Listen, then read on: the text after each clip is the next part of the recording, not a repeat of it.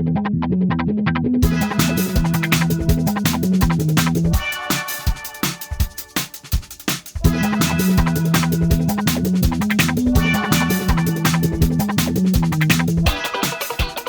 everyone. This is Pulp Christian. I'm Dave. I'm Tyler. This is the podcast where we talk about Christianity and try to answer your questions. Emphasis on try. Normal podcast will turn your questions into gold wisdom, and we will say, that's a good question. I don't really know. Yeah. You know, real fast before we get going, one thing about the coronavirus that I did not anticipate is now that things are sort of, at least in our city, the rules are kind of getting lax again and people are able to go to work and do stuff. Like traffic, I just thought it was going to be nice forever. And driving over here, I was like, oh yeah, I remember this. I wish everything could be open, but without all the people. Okay. So like, is there some way you just walk in, leave your money on the counter, like Shaun of the Dead, and... No, like people still work in stores and stuff, but there's nobody like driving around. Oh, I see. So just the cars. Yeah. We need flying cars. And instead the of 2 lanes, we'd customers. have like 452 lanes. Yeah. Because they'd be in the sky. I think what we're going to do is do our most difficult question first, and then it'll be behind us and we can move on. Okay. Sounds good. So Chris Kurtnitis asks, are church plants inside of a town scriptural?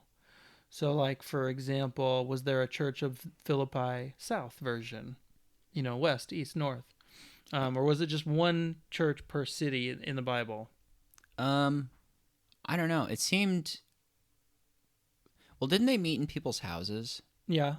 So, I mean, wouldn't it make sense if they're like, hey, our house is full. Like, can we split up and you guys do church in your house too so we have more room?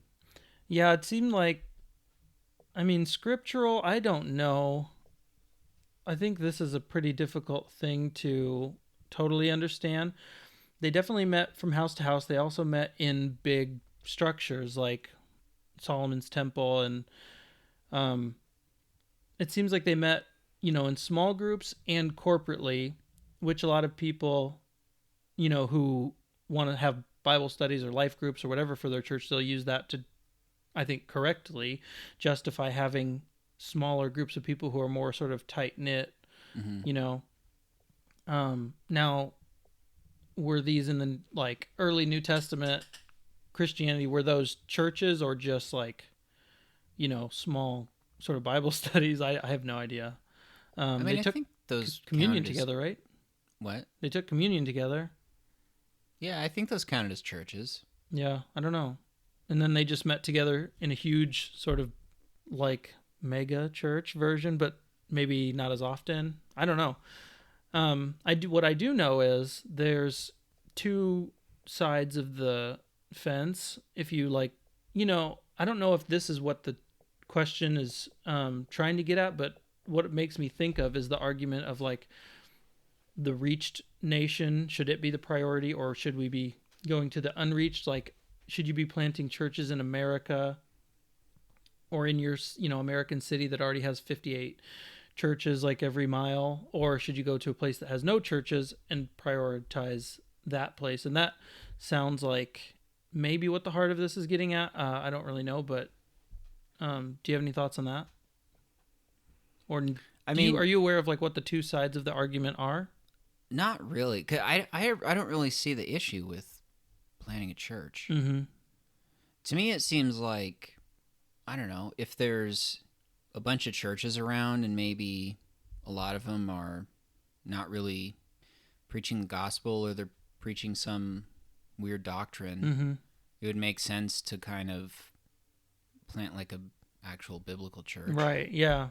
Or like, if there are decent churches, but they're not really focused on what you guys want to focus on, or I don't know. Yeah, really like know. maybe meeting refugees or taking care of the homeless or whatever, or just, yeah, being like, I don't know, there's a lot of small towns that probably don't have a single real biblical church in them, from what a few people who've grown up in towns like that have said to me. Yeah. But yeah, I think that's definitely one side of the argument. Another side is saturation. that the goal isn't just to get the gospel, available to a people group like Des Moines, where we live. There's a few gospel preaching churches here, so that means we're reached, and that's good enough, and then you check it off the list and move on. But the goal would be to actually saturate the city with the gospel so that everybody has heard the true biblical gospel, had the opportunity to believe in Christ, and then you have way more people who would believe, and those souls matter. And you have a city that is like a shining light, sort of, for the whole globe to see, like, this city really believes in Jesus. That would be a pretty wild thing, and I think that's part of one of the arguments. Okay. But then the other side is, I got some statistics for you. We're not really going to take a solid position on this. Rather, we just want to give facts. So, like, one of the things about missionaries and planting churches and where church funds kind of go. So right now, this is actually from 2001, so it's not right now at all, but a statistic.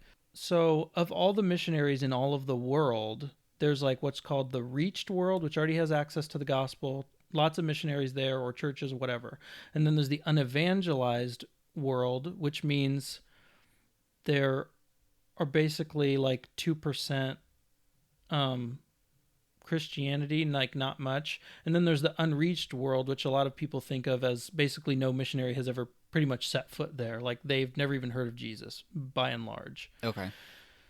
So some people call it also unreached and unengaged. It just kind of depends on your vocabulary. But anyways, so the reached world has 77% of the missionaries to the already reached world. And then the unevangelized world has 19% of the missionaries, and the unreached, totally like no gospel, no Jesus, has 3% of the missionaries. And then so the money that we spend reaching the world, giving is about the same percentage. We give basically like almost nothing to the unreached world. And so the other side of this argument would therefore be,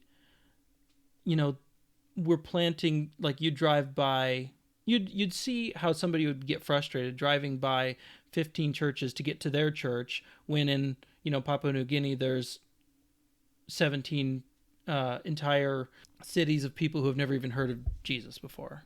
Right. So that's kind of the other side of the argument.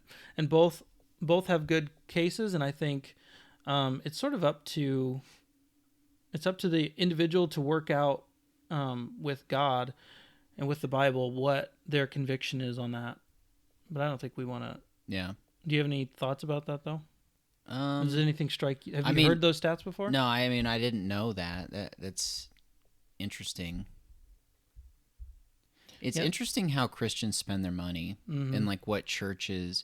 Well, I'll say churches, because I think when you tithe, or when most people tithe, I don't think they really know what their money's going to. Mm-hmm. And if a church does missions or sponsors missionaries, I think they assume maybe it always goes to them. Yeah. Right. That's a good... Clearly it doesn't. Mm-hmm.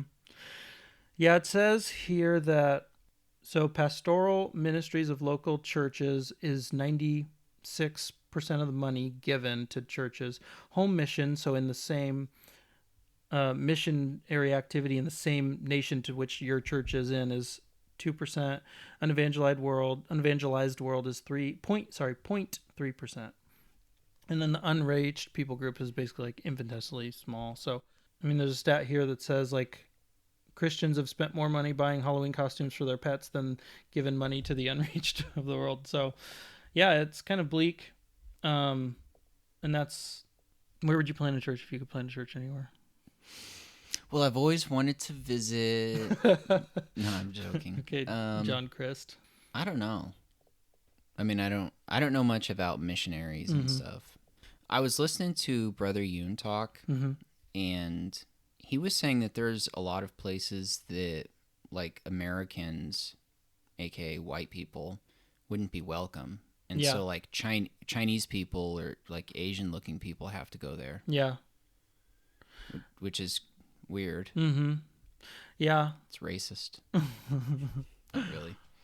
All right, Dave, I got a fun one for you. Okay. So, Anonymous, he asks a lot of questions. No. Anonymous asks about spiritual warfare. What does it look like, and have you experienced it? And I know for a fact that you and I both have, so I'll let you tell the story. So, me and Tyler, when was this? What year was this? I don't know, like 6-7 years ago? Yeah. So, 2008 or something like that. Me and Tyler were roommates, and we had another roommate. So, we were roommates. We had an apartment, and basically, if I remember right, we both started having, like, nightmares. We would both, like... Well, here's what I remember. I started having, like, sleep paralysis, where, like, I'd wake up and I couldn't move, and I would see, like, black, like, shadowy shapes and stuff. On the ceiling, right? On the ceiling, yep. And I just had this feeling of, like, evil. It just felt evil and, like, scary. What did you experience? I don't remember your side of the story. It was the exact same. You have, and P.S., if everybody can't tell already from our previous episodes, I'm a pretty skeptical person. So anytime somebody would tell me a story like this, I would immediately just sort of nod my head and smile. And in my mind, I'm thinking like that didn't happen. Yeah. You know? But so when you told me that, I think it was like night number 1. You know, if this is Paranormal Activity, the movie, this is night number 1, and your night vision camera would have captured a weird black shape on your ceiling, and you told me about it, and I don't remember if I like believed you or didn't believe you or whatever. Hopefully I did. But anyways, the next night, the same thing happened to me, and I couldn't move. I was like stuck in my bed, and I looked up, and there was like a weird shape on the ceiling. As if to say, like, this is what you get for not believing him. If I didn't, which I don't know if I did. Right. You probably didn't. So, yeah, that's what I remember. And then I remember one night, this went on for a few nights. We told the girls about it in our Bible study. And I remember someone suggested, which I don't think this is true, but I remember someone saying, like, there's a bunch of African people that live above you. Maybe they're, like, doing spells or something. Somebody said that? I do not remember. You don't remember that? No. Because I remember thinking, I don't think so. I don't think that's what's going on. I don't know what's going on, but not that. But I remember one night, like, we both woke up, and we went into the living room. Do you remember this? Do you know what I'm going to say? When... Did we anoint the place with olive oil? No, we were sitting across from each other, and like you started praying, and then you started crying. You don't remember that? Don't say that on the podcast. Just kidding. No, I don't remember that. Because you were so scared. Really? No, I don't. Oh. I must have. I remember that because that was like one of the only times I've seen you cry. You hear that, folks? Yeah, I don't remember that. It takes a ghost to make Tyler cry. And then it just kind of went away, didn't it? Yeah, I think we did a lot of praying because we had... But my prayers didn't count because I wasn't a Christian. Yeah, then. So until I prayed. Until you cried. Yeah, I had tears anointed this floor. My shoulder blades. Yeah, the other funny thing that happened, and we are no exorcists, but we did have a friend, a roommate. I think the reason we were able to be, like, I'm going to say level-headed, even though he just said I was crying, but I feel like, at least we prayed and then we trusted God that he had dealt with it. And I feel like the reason we were able to do that is because our old roommate from a different house that we lived in, he so we heard that there was some girls in our church who they were hearing like crazy voices, and one of the women in the house had a little son, but he was not home, and then they were hearing like little footsteps like running in the upstairs and like some crazy things and seeing faces in windows. So like Chucky? Yeah, Chucky lived in their house. And so they called in our old roommate, and not us, they didn't invite us over, but not spiritual enough. Because you cried. Yeah, because they knew. This was before I cried. They knew. They knew that, hey, it worked. So, but anyways, they called him over, and he just like said something to the effect of, in the name of Jesus, like, get on up out of here. And then it never happened again. Yeah. And even one of the girls' moms like came over one time and told her, like, what is your roommate doing up there? And she's like, nobody's home, and some crazy stuff.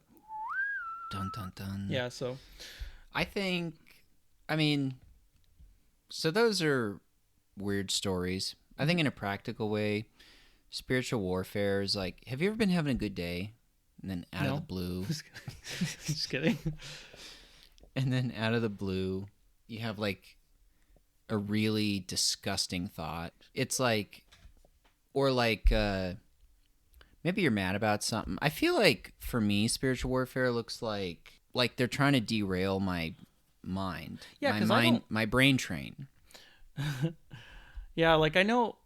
So I don't know what's up with like Emily Rose and all these girls who get possessed, but like I don't know what the devil. I don't know if that's a true story or not. I guess I know it's a movie. If it's based on a true story, then that was really insensitive. It's based on a true story. Oh, is it? Okay. Yeah. But like I don't know what the devil's prerogative is on earth other than to rob people of effectiveness for Christ and prevent non-Christians from getting saved. Like it seems like that's his primary MO. So being like spooky at night, like I don't know what that accomplishes, you know? Yeah, I don't know. Other than, I mean, I think creating a world of kind of like mysticism, you know, if people believe in ghosts and spirits, then that presents a sort of ideological worldview other than Christianity, because that's not in our framework of ghosts like existing and crystals being able to dispel them and salt and whatever. Right. But yeah, I mean, it seems like primary spiritual attacks would be things that are like lies, slandering the character of God, similar to, you know, Genesis 3. Yeah. If you guys have any ideas about like how you've experienced spiritual warfare, you can let us know.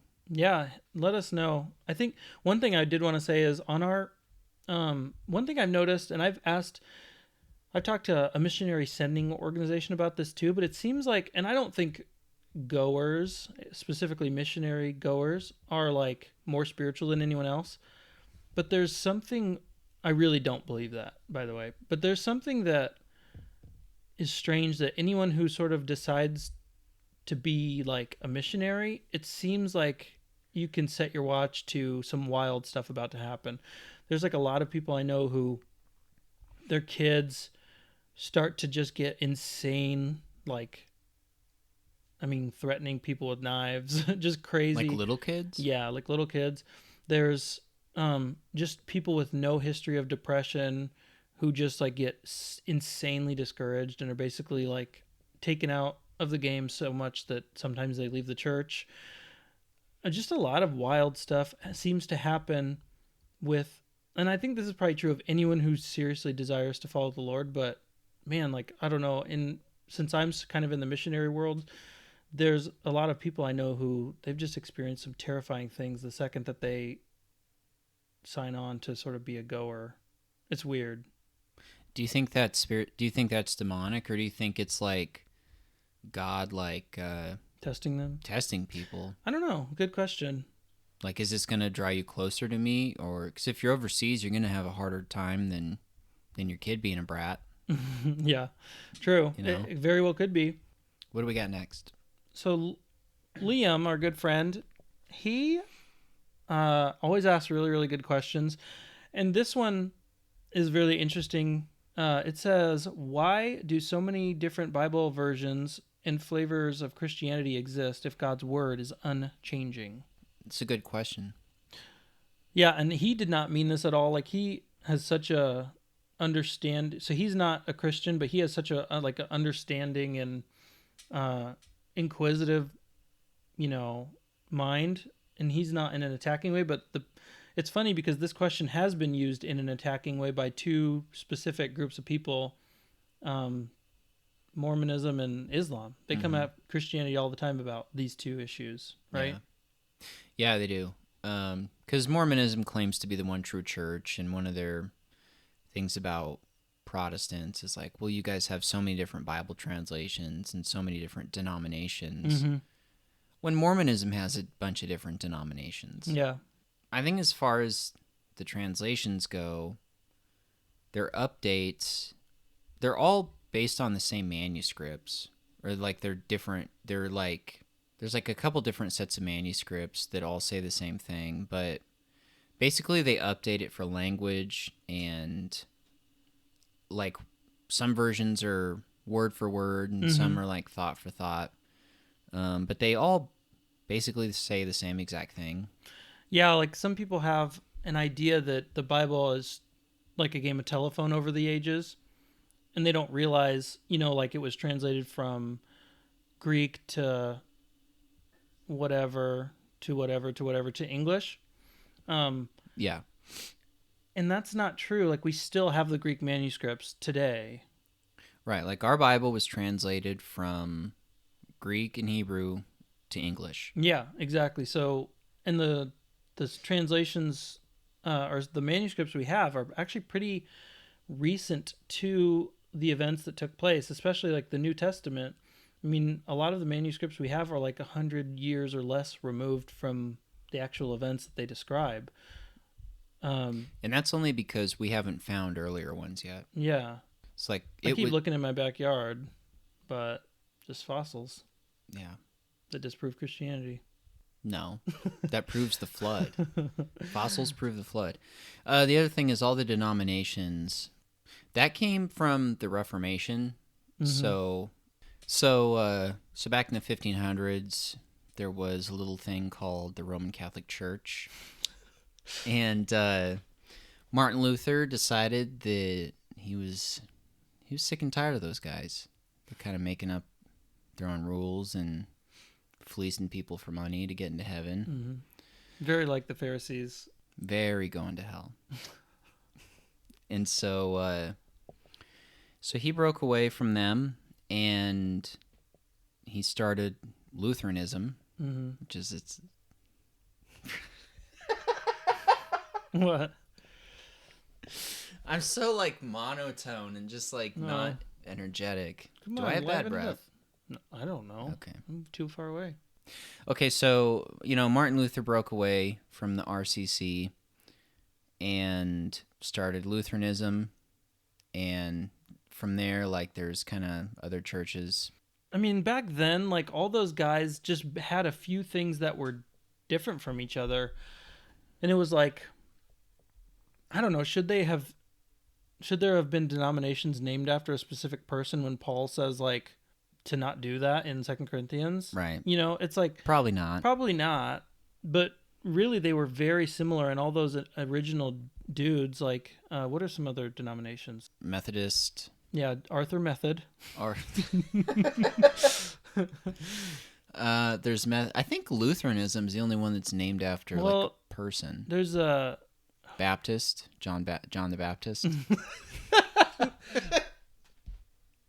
Don't you sprinkle me with that sprinkling immersion. What's the That's other what the one? Greek word means. That's what baptize means. Submerged. Yeah. There's Presbyterian, Episcopalian. You're right. Maybe there aren't any other ones named after dudes. I can't think of any. Anyways, yeah. So the deal with those are, I mean, today most of the denominations that sort of have names are bad.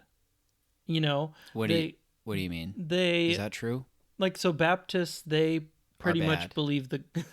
Baptists are bad. Say that. No, Baptists pretty much believe the gospel. Presbyterians, Lutherans, Methodists, I mean, most of them are like just very Episcopalian. Most of them are just totally worldly, and they've just embraced the culture rather than like stuck to the Bible. When it comes to Presbyterians, that's an exception. So there's two that it's split. Oh, really? There's the PC USA, the Presbyterian Church USA. Mm-hmm. They're the really liberal ones. Mm-hmm. There's the PCA, Presbyterian Church of America. And they're America. like kind of reformers, right? Yeah, so like Tim Keller is Presbyterian. Oh, okay. He's part of the PCA. I don't dare speak a word against. No, like they're really good. Yeah. Like a lot of people in the Gospel Coalition are Presbyterians. Oh, cool. Okay. But they do baptize babies. They do. They really? Yeah. That's Tim Keller baptizes babies. really. Yes. I did not know that. Yep. Because they believe in covenantal theology. Uh-huh.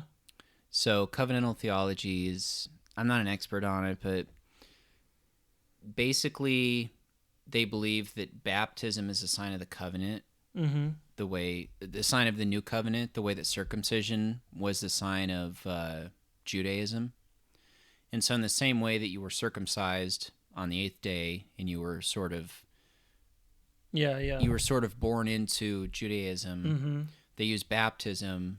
They don't believe it saves you, but it sort of puts this mark on you to be like, we're following the Lord, we're being obedient and having you baptized.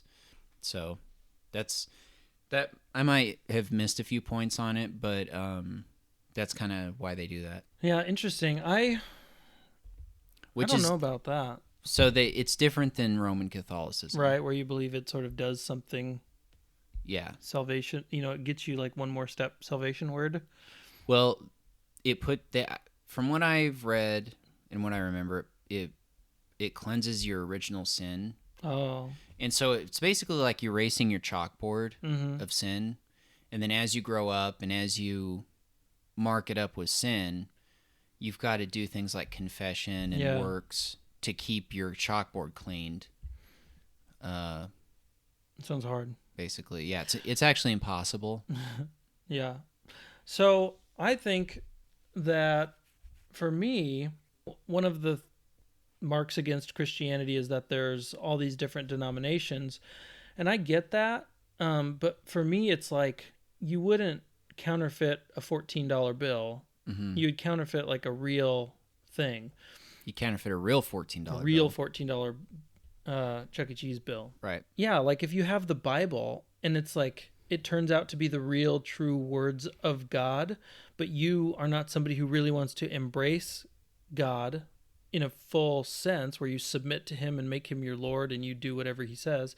But in your mind you're like, you understand at some level that this book is true, then what do you do but either be fake, go, not all in but half in, or use it even for your own gain, understanding sort of like the villain in the book of Eli, like this is a real book with words that are powerful and I can bend it to my will to trick the masses into elevating me and giving me money. And I think you do see that. And that is, to me, actually evidence that the Bible is true rather than untrue, because they're using, like 10 times more than any other book. They're using the Bible to half butt their way into heaven or trick people to giving them money and all these other things. Like that's why there's so many sects, is because it's true, I think. Yeah. And also I think there's a lot of the denominations, if you go back far enough, it's really people that are like, it's men who love Jesus and they're like, I think this is my interpretation of it. Yeah. So it's like they don't disagree on that much. So like an actual Presbyterian, like a PCA, like a Tim Keller and a Baptist, like they might disagree on a few things. Yeah, but we can still hang. Yeah.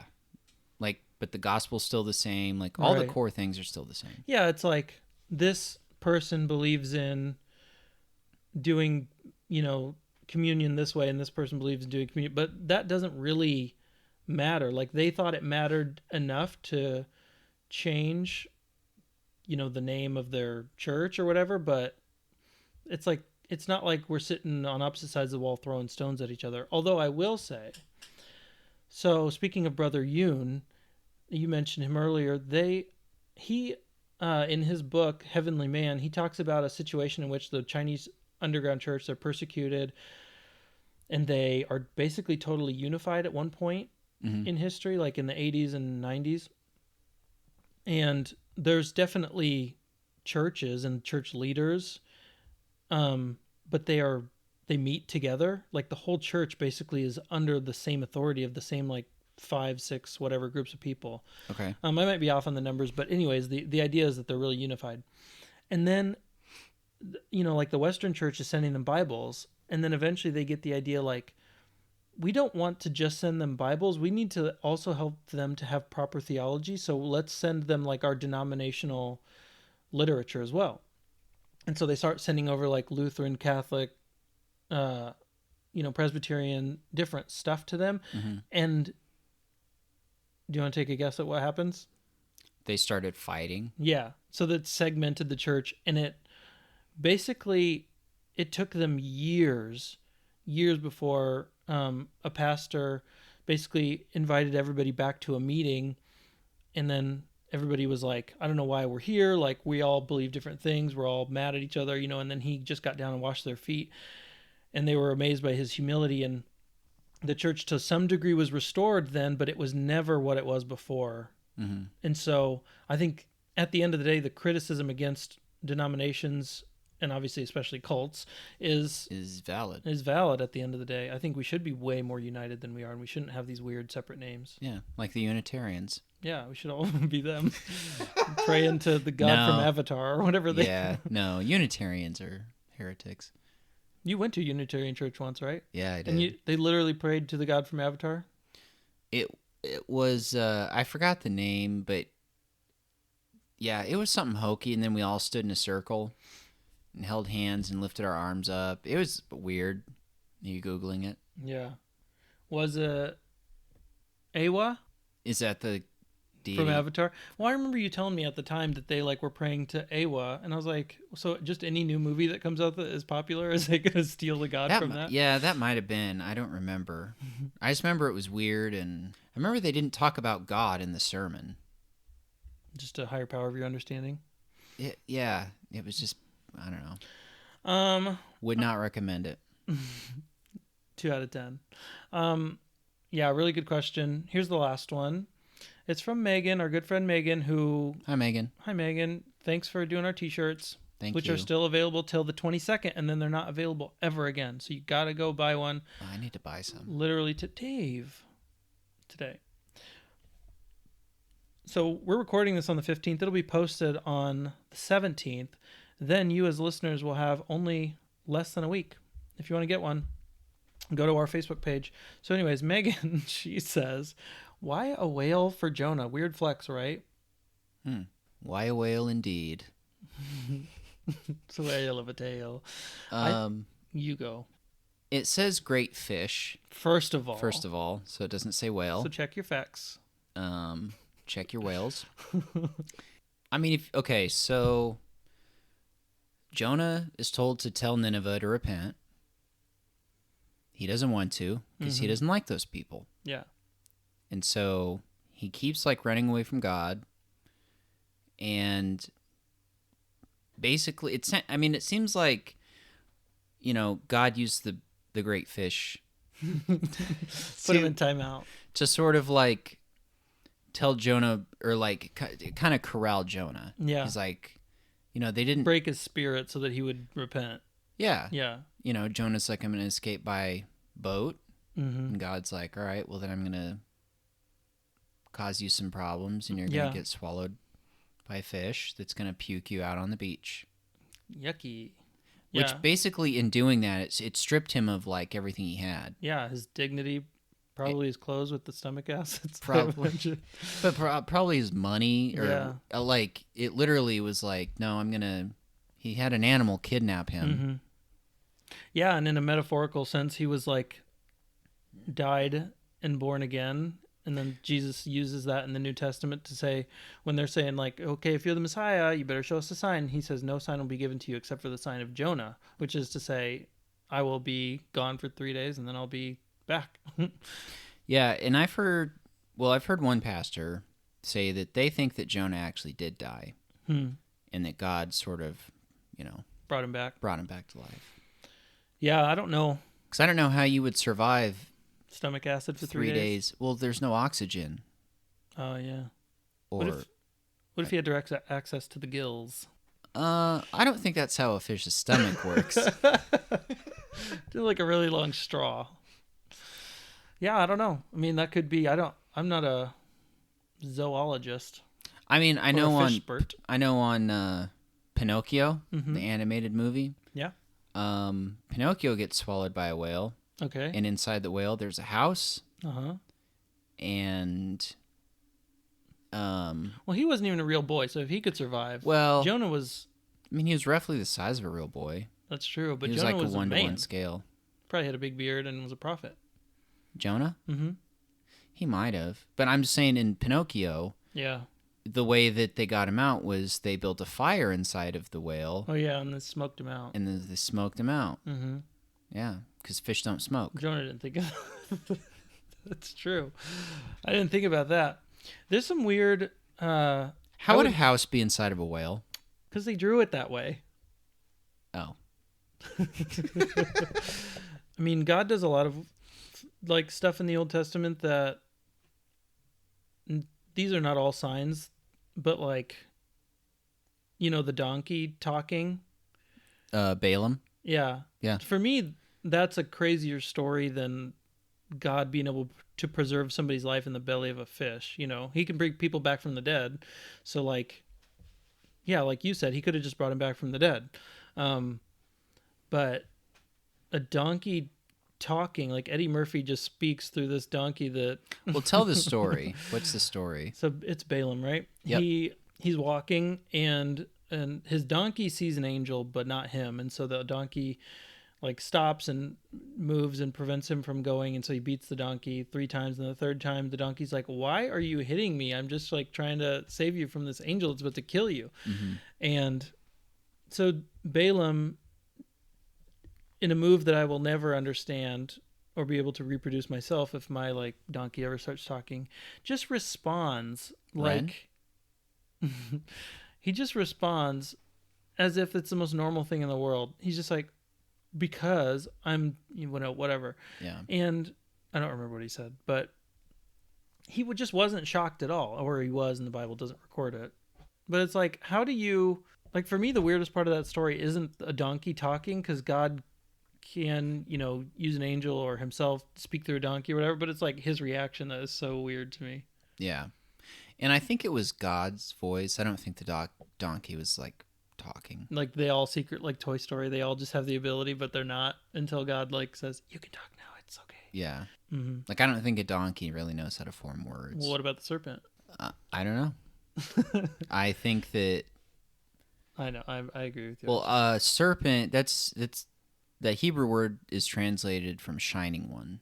Mm. So it doesn't really say serpent. Yeah. In the Old Testament or in Genesis. It says shining one. In the Hebrew? Yeah. Oh. So the point is God controls animals. Right. I mean, what about the she-bears? That Elisha called down and mauled 42 youths. Youths? Yeah. Yeah, he does. He controls animals. So he controlled all the fish to make them get caught in the nets. That's true. Yeah, so as far as a whale or a big fish, I don't know. I don't know why. I don't know the exact reason. But they have to obey him. Like, we don't. But they do. Of all the commands in the Bible to have been disobeyed, by the way, speaking of weird Old Testament stories, I think the one going to Nineveh would be hard, you know, because yeah, that was like, if God asked you right after 9/11 to go and like witness to the Taliban, that would have been like similar to what he asked Jonah to do. Right. But like, I would rather do that than like walk around naked for 3 years or lay on that. That was Isaiah. Oh, or Isaiah. Laying on your side and cooking food on cow dung. Yeah. Well, was that Isaiah too? Jeremiah. God originally told Jeremiah to cook the food over his own dung, over his own animal poop. And then he was like, come on, dude. Yeah. Please don't. And God was like, all right, you can use animal poop. Yeah. So like, why did he stop arguing? They were like, and what if instead of like doing this on my side, what if I like could walk around and instead of poop, what if it was like fire? You know, did he stop arguing too early? Yeah. I mean, he wasn't the best negotiator. He was a good prophet. Yeah. Terrible negotiator. You know, you can't have it all. I think that is going to do it for today. Okay. Do you want to tell them how pretty the shirts are? And how, do you know the different styles that exist? Yeah, so I know that there's like a gray one and a black one and a pink one. Red, and there's no black, so you don't. It's red. No, it's pink. Is it? I mean, on the website. Oh. Am I colorblind? Or maybe we just need to check the settings of your display. I don't know.